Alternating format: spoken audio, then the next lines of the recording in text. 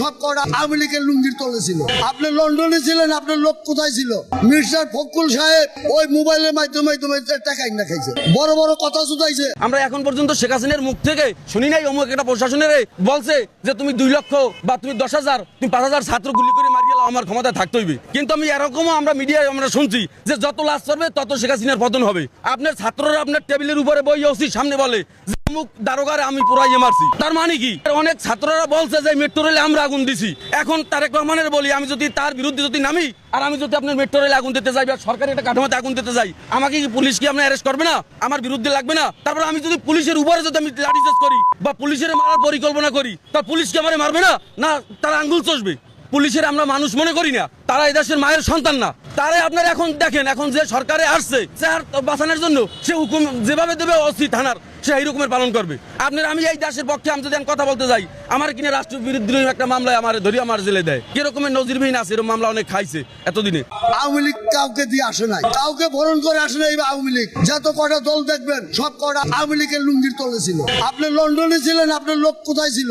Mister Fakhrul সাহেব ওই মোবাইলের মাধ্যমে টাকা ইনা খাইছে, বড় বড় কথা শুধাইছে। মির্জা ফখরুল সাহেব তার কিছু রচনাও তারা পেয়ে গেছে সম্রাটের দিকে টাকা মোবাইলে যেমনি কইছে ভাই পাঠাই দিছে, খাইয়ে থাকুক খাই।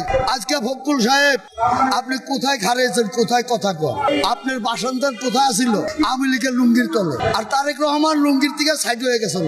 কিন্তু ভাই বলেছিল কি আওয়ামী লীগের এই যে পদ্মা সেতু বলে করছে আর মায় কয়, শেখ হাসিনারও তো মা কইছে। শেখ হাসিনার মা কয় নাই, কেমনে কয় নাই? খালা মানে কি? তার মা। তা এখনো সময় আছে, সন্তান যতই অন্যায় করুক মার কাছে ধরা, মার আঁচলের নিচে আশ্রয় লন, নাইলে বাঁচার পথ পাবেন না, বাঁচার কোনো পথ পাবেন না।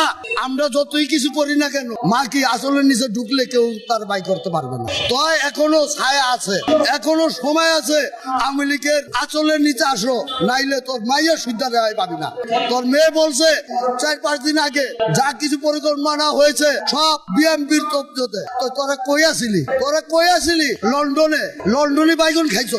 আর বড় বড় কথা বাংলায় এতদিন কই আসিলি? তোরাই সব ষড়যন্ত্রের মূল হোদা। প্যারেজেন্ট বাচ্চাটা পড়ছে, তারও ভাতা দিচ্ছে আমলিকে। কি না করছে হাসিনা? আমলিকে কই গুণ বাদ দেবো? এই দেশে কি আমলিক গেছে গা? আর এই মানুষ কি গেছে গা? এই দেশে কোন আমলি কি গেছে গা? সব গেছে গা, কেচ্ছে বয়ে রয়েছে। হ্যাঁ ছাড়া ভোট এই দেশে হবে না। এই জাতিরে ঠিক করতে হইলে শেখ হাসিনার দরকার, এছাড়া কেউ পারবো না। শেখ হাসিনা খুনি আমরা তো দেখি নাই খুন করতে। একটা মহিলা মানুষ খুন করে হুকুম দিছে, এখন কি খুন হইতেছে না? এখন খুন করে কারা? এখন তো শেখ হাসিনা নাই, এখন কারা খুন করে? নৌকা ছাড়া কোনো ভোট দিব না, আওয়ামী লীগ ছাড়া কোনো ভোট দিব না, আওয়ামী লীগ ছাড়া কোনো নির্বাচন হবে না, নয় কারণ না। আওয়ামী লীগ হলো বাংলাদেশের সবচেয়ে বড় দল। এই দেশের সাধারণ মানুষের লেগে শেখ হাসিনা ভালো ছিল, এমনকি গরিব মানুষের ঘর বাড়ি করে দিচ্ছে। এরপরে প্রতিবন্ধী কার্ড, বয়স্ক ভাতা এর দিয়া গেছে শেখ হাসিনাই। হাসিনারে যাইয়া দিল্লি যাইয়া পাই দরগানি। আগে গ্যাস হলো 1400 টাকা, ওখানে গ্যাস 2200 টাকা। আমরা ভাত পাই না, গ্যাস পাই না, তেল পাই না, এমন পর্যায়ে যাবে হাসিনারে দিল্লি যাইয়া পাই দরগানা লাগবে। আমাদের দুঃখের জীবন ভাইটা যায় এখন, আমাদের দুঃখের জীবন ভাড়ে এখন। আমরা আগের সরকার চাই, আর নাই তো আমরা জীবন দিব, আমরা রাস্তায় নামবো। 1 বছরের বিজ্ঞাপন দেখছি, একবারে লুট করে শেষ করছে সব। এখন আমাকে আগের সরকারই ভালো, আমাকে আগের সরকার ছাড়া আর কোনো সরকারের দরকার না।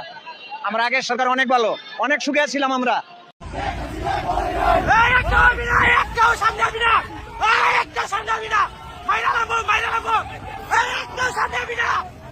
এই জনগণকে চোষা তাদের উদ্দেশ্য। এই সরকারকে যদি আমরা এইভাবে সুযোগ দেই যে পরপর আমাদের দেশ একটা সময় সে ধ্বংস করে দিয়ে আবার সে লন্ডনে চলে যাবে। এক মাসে বিদ্যুতের দাম তারা 2 বার বৃদ্ধি করে তারা প্রমাণ করেছে বিগত 17 বছর আওয়ামী লীগ যা করে নাই, এই সরকার 3 মাসে তার চেয়ে বেশি করেছে। এটা দেশ এবং জনগণের জন্য আসলে বর্তমান খুবই ক্ষতিকর। এবং আমরা যেটা প্রত্যাশা করছিলাম 24-এর পরবর্তী সময়ে দেশের এই দুর্ভিক্ষ হবে, এত তাড়াতাড়ি একটা সরকারের জনগণ থেকে বিচ্ছিন্ন হয়ে যাবে, জনগণ সরকারের বিপক্ষে যাবে, এটা আসলে খুব সরকারের জন্য এটা মানে ক্ষতিকর দিক বলে আমি মনে করি। এটা অতিরিক্ত মুনাফা অর্জনের জন্য, জনগণকে চোষার জন্য, এটাই তো মূল কারণ। এই জনগণকে চোষা তাদের উদ্দেশ্য।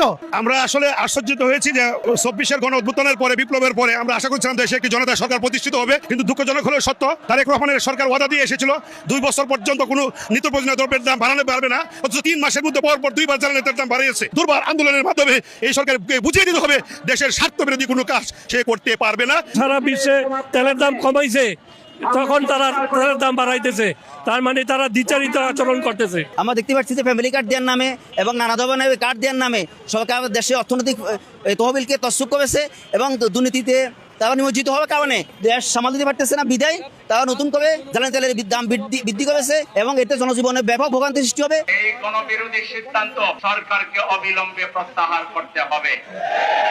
সরকার মাত্র 3 মাসও হয় নাই, প্রত্যেকটা সেক্টরে দুর্নীতি, অব্যবস্থাপনা এমন একটা দিক নাই যে দিকে সরকারের কোনো সফলতা আছে।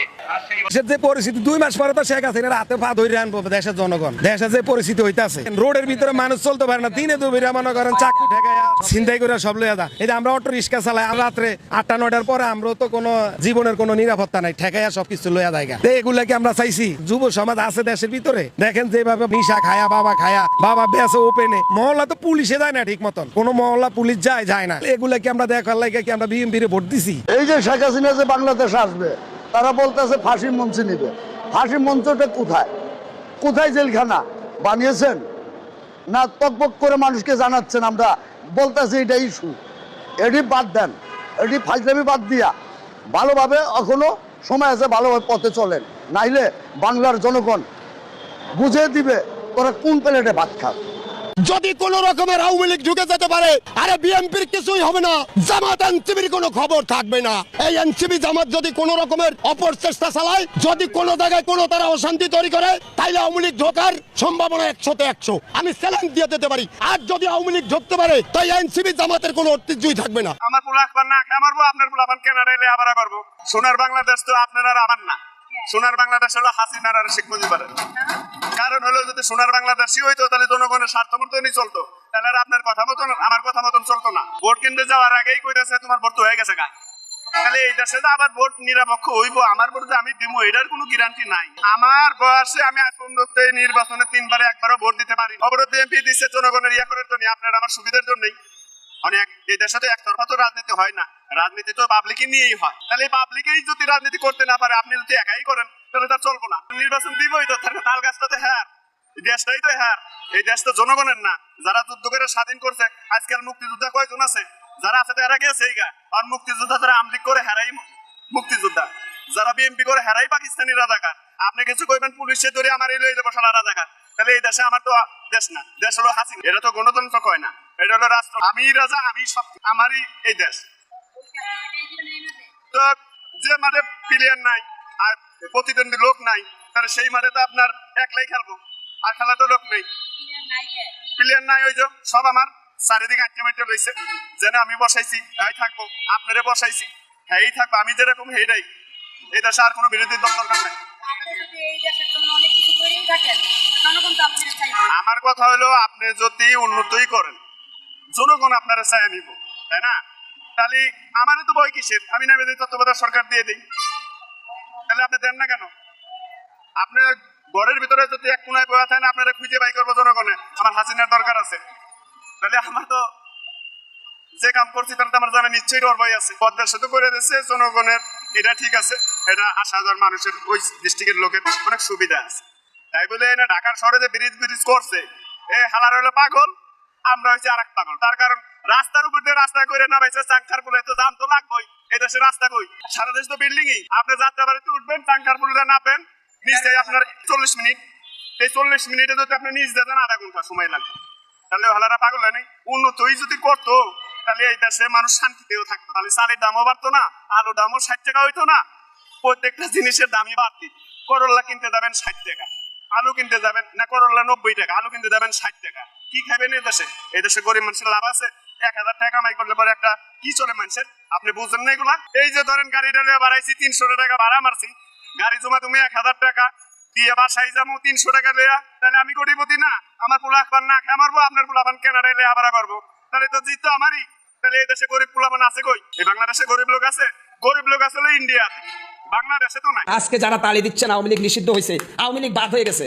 বাংলাদেশ 6 ঋতুর দেশ, ঋতু পরিবর্তন হইতে সময় লাগে না। আজকে যারা বাহাবা দিচ্ছেন আওয়ামী লীগ নিষিদ্ধ হয়ে গেছে, আমরা স্বাধীন, আওয়ামী লীগ হয়তো এমন ভাবে ফেরত আসবে আপনাদেরকে কিয়ামত পর্যন্ত নিষেধাজ্ঞা দিয়ে দিতে পারে। ভারতে যে নমো নমো করবেন, নাতে পাই ধরবেন, ভালো খাতিরের চেষ্টা করবেন, সেই লোকটা হলো এই দেশের শত্রু। বাংলাদেশের জন্য একটা আসলে অপমানেরই সংবাদ, সেটা হলো বাংলাদেশ সরকারের তথ্য উপদেষ্টা ডক্টর জাহেদুর রহমান, উনি ইন্ডিয়াতে গেছিলেন ইউনূস আমল থেকে। তার বিরুদ্ধে নাকি অভিযোগ ছিল বা সে একজন অভিযোগের তালিকাভুক্ত লোক। তাকে ইমিগ্রেশনের সময় দাঁড়িয়ে রেখে বিভিন্নভাবে বিভিন্ন প্রশ্ন করে অনেক হয়রানি করা হয়েছে। পাসপোর্টের বিষয় সিলটিল মারে তাকে এয়ারপোর্ট থেকে বহির্গমনের ব্যবস্থা করা হয় নাই। এই অবস্থায় উনি আসলে নিজেকে অপমানিত বোধ করছেন, এটা আমরাও তাই মনে করি। কারণ হলো একটা রাষ্ট্রের উনি প্রতিমন্ত্রী মর্যাদা, তার মানে একজন মন্ত্রী। আমার কথা হলো, যে দেশে আওয়ামী লীগ কিছু বলে না, উল্টে তাদের দেশের বৈধ নাগরিকরে বাংলাদেশে পাচার করে দিচ্ছে, পাঠাই দিচ্ছে, তাদের কিছু বলে না। আওয়ামী বিরোধী যারাই আছে, সরকারি দল, বিরোধী দল, এনসিপি, জামাত, বিএনপি যারাই আছে, এরা কেন ইন্ডিয়াতে যায়? লজ্জা শরম নাই এই বিএনপির সরকারের, এই বিএনপির নেতা মন্ত্রী এমপিদের, এই জামাতের নেতাকর্মী এমপিদের, যে এরা ইন্ডিয়াতে যায়, এনসিপির নেতাকর্মীরা কেন ইন্ডিয়াতে যেতে হবে? তো লোককে যারা ওই বেডরুমে নিয়ে শোয়াই রাখে, এই 2টা বছর রাখছে গুন্ডা পান্ডারা ওখানে যে রয়েছে, সেই দেশে কেন আপনারা যান? আপনারা কি তাহলে আদর্শ আজীবনই এদেশের মানুষ ইন্ডিয়া বিরোধী? এদেশের মানুষ জন্মই নাই ইন্ডিয়া বিরোধিতা করে।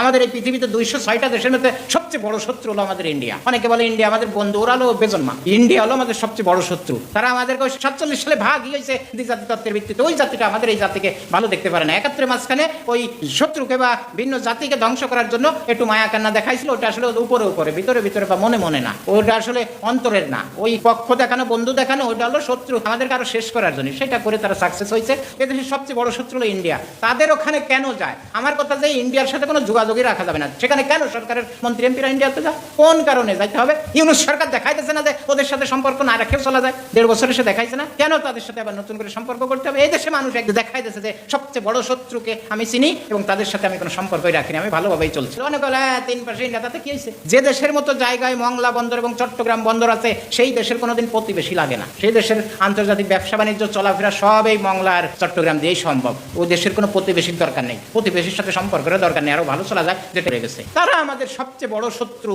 তাদের দেশ হলো উগ্র হিন্দুত্ববাদী, মৌলবাদী, উগ্র ধর্মীয় দল, তারা জঙ্গি দল হলো ক্ষমতায়। তারা দেখেন না ও দেশে কি করে, 30 কোটি সংখ্যালঘু মানুষকে কি করতেছে।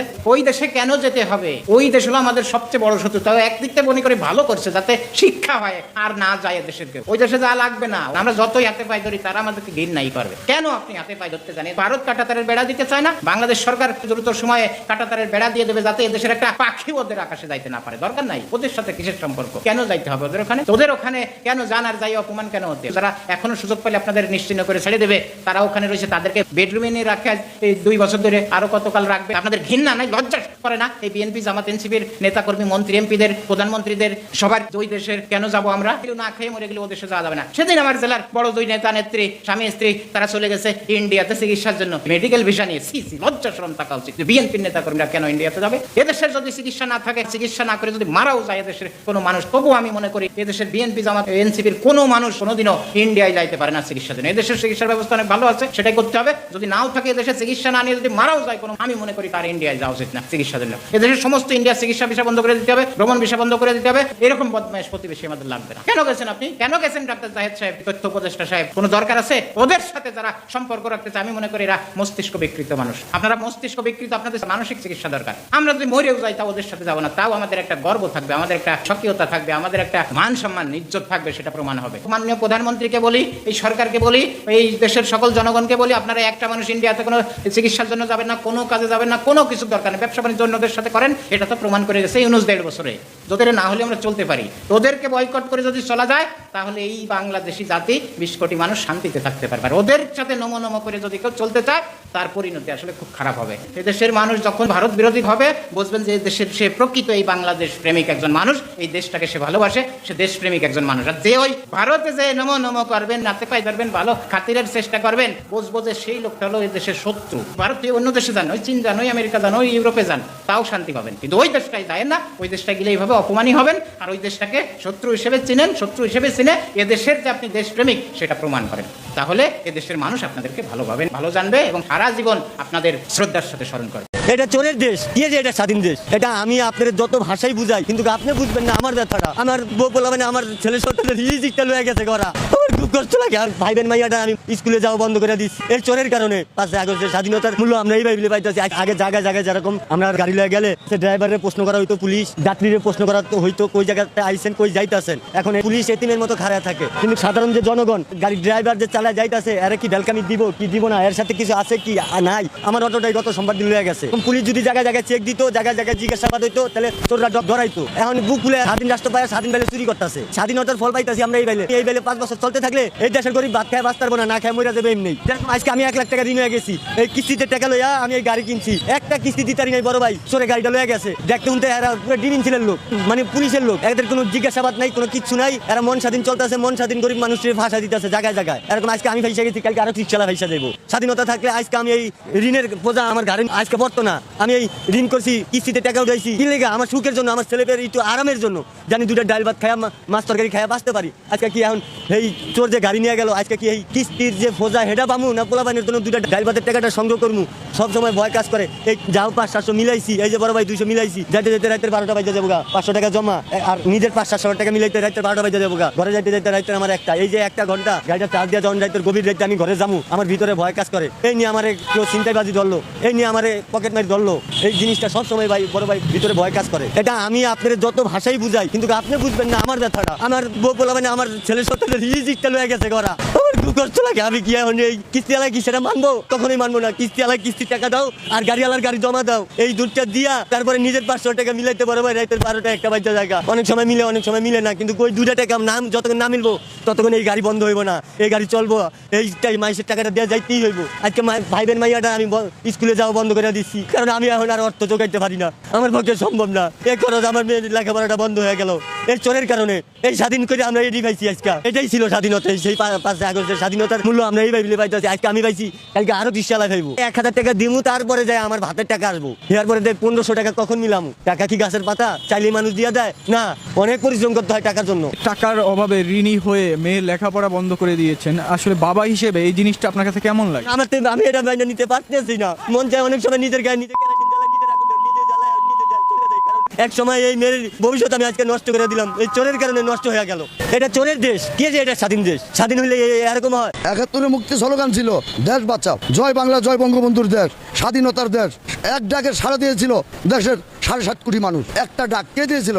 সেই শেখ মুজিবুর রহমান। তার ডাকে সাড়া দিয়েছে সারাটা বাংলাদেশ। বঙ্গবন্ধু শেখ মুজিবুর রহমান দেশের জন্য অর্ধেকটা জীবনই পার করেছে তার কারাগার জীবনে, বিনিময় শিক্ষা পেয়েছে। বিনিময় পেয়েছে পুরাটা পরিবার সহ ধ্বংস, পুরাটা পরিবার সহ নির্ভয় করে দিয়েছে। তারপরে এই শেখ হাসিনা, শেখ রানা যদি বাংলার মাটিতে থাকতো তাদেরকেও শেষ করে দিত। বঙ্গবন্ধুর ফ্যামিলি যদি ভালো হতো তাহলে কি দেশ থেকে বিতাড়িত করতো তাকে? এই ভালো দেখেই তো বিরত করছে। যে ভালো করে খারাপ লোকের আরো চায় না। যেরকম ধরেন এই যে ইংলিশ রোড পাড়া, এটার উচ্চত্ব করছে কে? শেখ হাসিনা। নারায়ণগঞ্জ পাড়া উচ্চত্ব করছে কারে দিয়া? এই শেখ হাসিনাই করছে। এটি করছে, এটি ভালো না। তারপরে অল ডালা মাদক বিষয় লেগে আসছিল এই আওয়ামী লীগ সরকার, যে মাদক বাংলাদেশে হবে না। সেই মাদককারীরা, সেই মনে করেন ব্যবসায়ীকারীরা, চামড়ার ব্যবসায়ীকারীরা, আজকে মৌল হোদা মিলে এই 5 আগস্টের ঘটনায় তারা একটি মহল সৃষ্টি করা হয়েছে। আমি মনে করি খালি পাকিস্তানের মহলই না, পাকিস্তানের সাথে যুক্ত হয়ে তারা এই কাজ করতে বাধ্য হয়েছে। কেন? আমরা আবার নতুন করে স্বাধীনতা করবো। অনেক বিল্ডিং এ মহল্লার ভিতরে নাশকতা হইতে আছে, মাইয়া গদিয়া। প্রতিটা কলেজের ভিতরে যাইবেন সব মাদক পাইবেন, কোনটা মাদক ছাড়া নাই। তারা মাস্টার তো চিনে না, যে মাস্টার দিয়ে আমি পড়তে পড়তে উপরে আসছি কলমের উচ্চাতে, এই কলম ভালে আমি অর্থ ব্যবহার করতেছি। 5 21 প্রমাণ দেখাই দিয়েছে। এই যে দেখেন মাঝে মধ্যে মাস্টাররা পড়াশোনা করছে, আমাদেরকে পিটানো হয়েছে। এটি কারা পিটাইছে? আওয়ামী লীগের লোক পিটাইছে, ওই ছাত্ররাই পিটাইছে। 5 আগস্টের পরে যে ছাত্র, এই ছাত্ররা এই মাস্টারের নিখুঁত করে পিটাইছে আওয়ামী লীগের ঘোষক করে। তার কি গায়ে লেখা ছিল আওয়ামী লীগের ঘোষক? কার কি গায়ে লেখা ছিল শেখ মুজিবুরের ঘোষক? তাদেরকে এভাবে করে হয়রানি করে তাদের মেয়ে ছেলেকে মার সামনে মেয়ের রেপ করে মারা হয়েছে। আজকে দেখেন এই দেশে 2 বছরের ভিতরে 500 লোক মারা হয়েছে। আপনারা কে এরকম কথা বলার? আওয়ামী লীগের পুনর্বাসন, আওয়ামী লীগ দেশে আছে, শুধু আওয়ামী লীগের যে কাণ্ডারি তাকে হচ্ছে আপনার কিছুদিনের জন্য অনুপস্থিত দেখছেন, উনি আবার আসবে হিরোর বেশি। এবং আরেকটা কথা বলতে চাই, আপনারা যেটা বলছেন যে রিফাইন্ড আওয়ামী লীগ বলতে কিছু নেই। দালাই লামার মতো মানুষ, উনি যদি 80-90 বছরে কোনো দেশে মন্ত্রিত্ব করতে পারেন, উনি কি দোষ করেছেন? আপনারা কেন ওনাকে বাদ দিয়ে চিন্তা করছেন? ও আসলে আপনাদের ভয়টা ওখানে, উনি যে দেশে নারী নক্ষত্র জানে। আপনি একটা কথা চিন্তা করবেন, একটা ঘর, আমার যদি একটা ঘর থাকে, সেই ঘরের জানালা কোথায়, ঘরের সুইচ কোথায়, সবকিছু কিন্তু আমি জানি, কারণ এই ঘরটাতে আমি বসবাস করেছি। তাহলে উনি ছাড়া কিভাবে এই বাংলাদেশের সমস্ত কিছু পরিকল্পনাকারী উনি পরিকল্পনা করে, এবং উনি খুব ভালো জ্ঞান রাখেন এবং উনি খুব ভালো এডুকেটর। আপনি দেখবেন আওয়ামী লীগের হচ্ছে আগে একটা অনুষ্ঠান ছিল, সেটা হচ্ছে let's talk with Sheikh Hasina. হ্যাঁ, সেই অনুষ্ঠানে আপনি দেখেছেন উনি জবাবদিহিতার জায়গায় প্রত্যেক জায়গায় রেখেছেন, কারণ উনি দিতে পারবেন বলে উনি কৈফিয়তের জায়গায় রেখেছেন, সেখানে আপনার যত ইউথ পিপল আছে সবাই যেহেতু ওনার কাছে বিভিন্ন রকম কোশ্চেন করতে, এবং প্রত্যেকটা কোশ্চেন উত্তর উনি খুব সুন্দর করে দিয়েছেন। এরকম করে কয়টা মন্ত্রী দিয়েছেন আপনাদের কাছে আমার কোশ্চেন, আপনারা কয়টা মন্ত্রী ভাবে জনসম্মুখে এবং এই ইউথ পিপলের কাছে এভাবে কৈফিয়ত দেওয়ার রেখেছেন?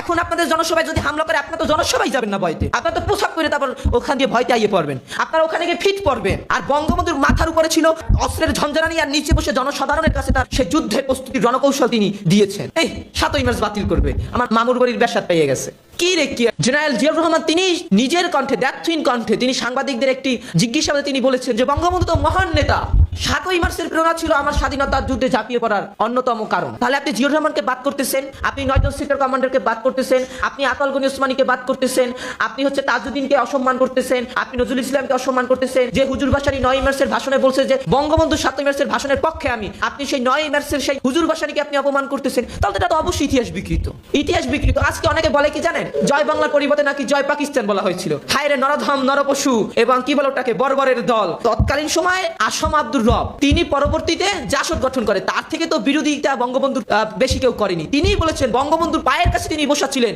এবং যতক্ষণ না পর্যন্ত বঙ্গবন্ধুর স্বাধীনতার ঘোষণা এবং হচ্ছে জয় বাংলা স্লোগান না দিয়েছে ততক্ষণ পর্যন্ত তিনি সেখান থেকে ওঠেন। পরিবর্তন করলেই কোনো জিনিসের পরিবর্তন হয় না। পরিবর্তন কি? পরিবর্তনটা গ্রহণ করছে কেউ, কেউ গ্রহণ করছে। আপনি দেখেন আজকে টিভি চ্যানেলের একটা পোস্ট দেখেন 7ই মার্চ নিয়ে, সেখানে 20 কের ভিতর 18 কে লাভ রিয়েক্ট করে, তার ভিতর 500 কে হচ্ছে আপনার কে রিয়েক্ট করে। কি হয়েছে তাতে? হয়েছে নাকি তাতে? পরিবর্তনটা কে গুনায় ধরে? কে ধরে? পাকিস্তান চাপাই দিছিল, পাকিস্তানের রাষ্ট্রভাষা উর্দু চাপাই দিছিল, কেউ গুনায় ধরছে? কেউ গুনায় ধরছে 6 দফারে রাষ্ট্রদ্রোহিতা সামিল দিছিল, বাঙালি গুনায় ধরছে। 69 গণ অভ্যুত্থানের বিরুদ্ধে কুটছল উঠাইছিল, গুনায় ধরছে। 70 নির্বাচনে বলছিল যে শেখ মুজিবকে ভোট দেওয়া মানে ভারতকে ভোট দেওয়া, ভারতে দালালি করা, কেউ গুনায় ধরছিল? কেউ গুনায় ধরছিল? কারণ মানুষ জানে যে ভারতের মতো একটা রাষ্ট্র আর বাংলাদেশের মতো একটা ছোট রাষ্ট্র, বাংলাদেশের 28টা রাষ্ট্রের মতো একটা ভারত, সেখানে ভারতের একটা প্রদেশে যা লাগে তা বাংলাদেশ উৎপাদনও হয় না। মানুষ সুযোগে নেয়, মানুষ এখন সজাগ। পরিবর্তন করলে তাতে কিচ্ছু আয় যায় না। ওই সরকারি বই থেকে পরিবর্তন করুক, তাতে কি মানুষ শুনবে না? এবারের সংগ্রাম আমাদের স্বাধীনতার সংগ্রাম, এবারের সংগ্রাম আমাদের মুক্তির সংগ্রাম। কোন নেতায় বলতে পারছে? এরকম বক্তব্য দিতে পারছে?